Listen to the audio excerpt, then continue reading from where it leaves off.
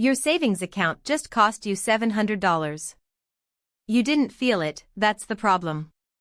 While you sleep, inflation is erasing your money's buying power at a rate that adds up to $8,400 every 10 years.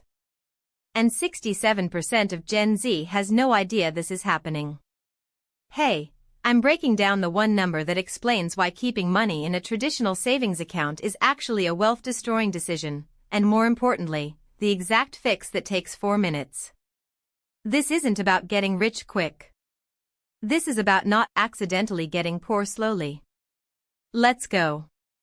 Here's what's actually happening with your money right now. Say you have $10,000 sitting in a savings account earning 4.5% interest, which is actually decent by 2026 standards. Inflation is running at 3.2% annually. On paper, you're up 1.3%. Sounds fine, right? But here's the reality, that 1.3% isn't real profit. It's the gap between what inflation is stealing and what your bank is paying you back. Your money is still losing purchasing power, just slower. Let me show you the actual math. If inflation is 3.2% and your savings earns 4.5%, your real return is only 1.3%. On $10,000, that's $130 in actual real-world wealth growth per year. Meanwhile, inflation erases $320 of purchasing power from that same $10,000.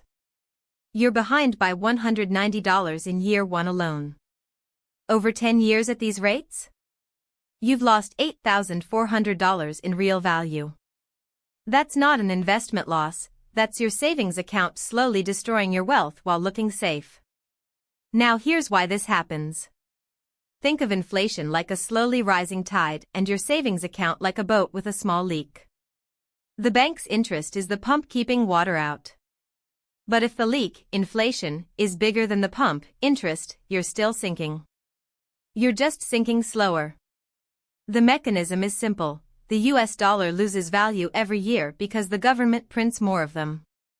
Your savings account interest doesn't keep pace. The banks know this. They're betting you won't notice, and statistically you won't, because the damage is invisible month to month. But compounded across a decade? Now you're looking at real money lost. Here's the kicker, this isn't new information. The wealthy have known this